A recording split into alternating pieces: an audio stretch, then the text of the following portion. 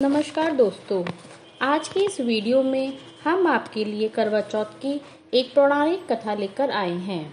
कृष्ण पक्ष की चतुर्थी तिथि को करवा चौथ कहते हैं। इसमें गणेश जी का पूजन करके उन्हें पूजन दान से प्रसन्न किया जाता है। इसमें गेहूं का करवा भर के पूजन किया जाता है और विवाहित लड़कियों के यहाँ चीनी के करवे पीहर से भेजे जाते हैं तथा इसमें निम्नलिखित कहानी सुनकर चंद्रोदय में अर्घ देकर व्रत खोला जाता है। एक साहूकार था, उसके 7 बेटे थे और एक बेटी थी। वह सातों भाइयों की बहुत प्यारी बहन थी।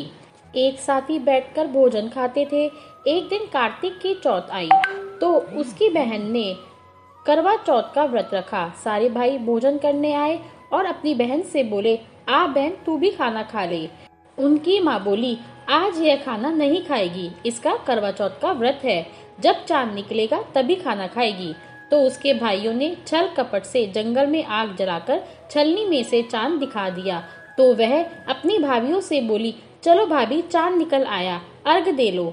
तो उनकी भाभी बोली, ये तो तेरा चांद निकला है, हमारा तो रात को निकलेगा। यह सुनकर भाइयों के कहने से उसने चांद को अर्घ दे दिया और खाना खाने बैठ गई। पहला टुकड़ा तोड़ा तो बाल निकला, दूसरा तोड़ा तो छींक मारी, तीसरा टुकड़ा तोड़ा राजा के घर से बुलावा आ गया कि राजा का लड़का बीमार है, जल्दी भेजो। माँ ने लड़की के पहनने के लिए 3 बार संदूक खोला, तीनों बार सफेद कपड़े निकले। अब उसको सफेद कपड़े पहनाकर ही ससुराल भेज दिया और माँ ने लड़की के पल्ले में एक सोने का सिक्का बांध दिया और बोली, रास्ते में जो भी मिले पैर पड़ती जाइयो, जो तुझे सुहाग का आशीष दे उसे सोने का सिक्का दे देना और पल्ले को गांठ लगा लेना। अब उसे रास्ते में जो भी कोई मिला उसके पैर पड़ी और किसी ने भी सुहाग का आशीष नहीं दिया। अब वह ससुराल में आई तो दरवाजे पर छोटी नंद खड़ी थी। वह उसके पैर पड़ी तो नंद बोली, सीलीर हो, सपुती हो, 7 बेटों की माँ हो, मेरे भाई का सुख देख। अब उसने सोने का सिक्का नंद को देकर पल्ले में गांठ मार ली। उसके बाद वह अंदर आई। आकर वो देखा कि उसका पति मरा पड़ा है। अब वह उसे लेकर एक कोठरी में पड़ी रही। 1 साल तक उसकी सेवा करी। उसकी सास ने बांदी के हाथ बची कुची रोटी भेज दी। इस प्रकार उसे अपने पति की सेवा करते करते 1 साल हो गया। करवा चौथ का व्रत आया। सारी पड़ोसियों ने नहा धोकर करवा चौथ का व्रत रखा। अपने सिर धोकर हाथों में मेहंदी लगाई, चूड़ियां पहनी। वह सब देखती रही। एक पड़ोसन बोली, तू भी करवा चौथ का व्रत कर ले। तब वह बोली, मैं कैसे करूं? तो वह बोली, चौथ माता की कृपा से सब ठीक हो जाएगा। उसके कहने से उसने यह व्रत रखा। थोड़ी देर बाद करवे बेचने वाली आई। करवे ले लो, करवे ले लो, भाइयों की प्यारी करवे ले लो, ए करवे वाली मेरे को भी करवा दे जा। वह कहने लगी, मेरी दूसरी बहन आएगी, वो तेरे को करवा देगी। दूसरी आई, करवा ले लो री, करवा ले लो, भाइयों की प्यारी करवा ले लो, ए करवे वाली मेरे को भी करवा दे जा। वह बोली, मेरी तीसरी बहन आएगी, वो तेरे को करवा देगी। इस प्रकार 5 बहन आकर चली गई, पर किसी ने भी करवा नहीं दिया। फिर छठी बहन आई और बोली, मेरी 7वीं बहन आएगी, वह तुझे करवा देगी, बस तू सारे रास्ते में कांटे बिखेर कर रखना। जब वह खूब चिल्लाती हुई आएगी तो उसके पैरों में कांटा चुभ जाएगा, तब तू सुई लेकर बैठ जाना और उसका पैर पकड़कर छोड़ना मत और उसके पैर का कांटा निकाल देना, तो वह तेरे को आशीर्वाद देगी।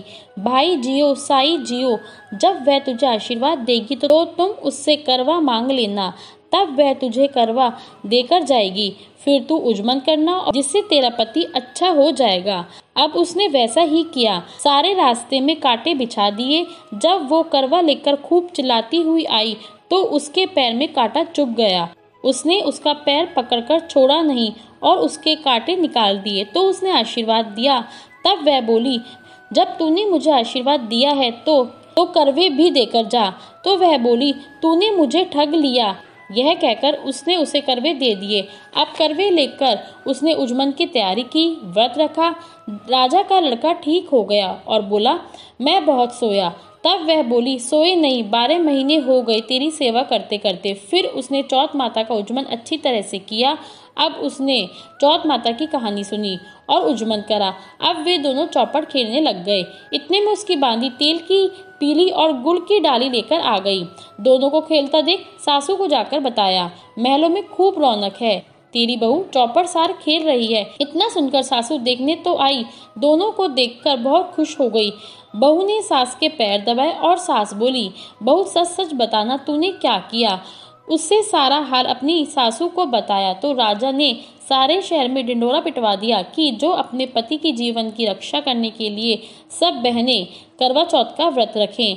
पहले करवे को अपने पीहर में जाकर उज्जमन करे। हे चौथ माता, जैसे राजा के लड़के को जीवन दान दिया वैसे सबको देना। कहानी सुनते समय कटोरी में चावल लें। हे चौथ माता, सबके सुहाग की रक्षा करना। पहले जैसे उस लड़की के साथ किया वैसा किसी के साथ मत करना, और जैसे बाद में उसे अमर सुहाग का वरदान दिया ऐसी सभी को देना। चौथ माता की जय।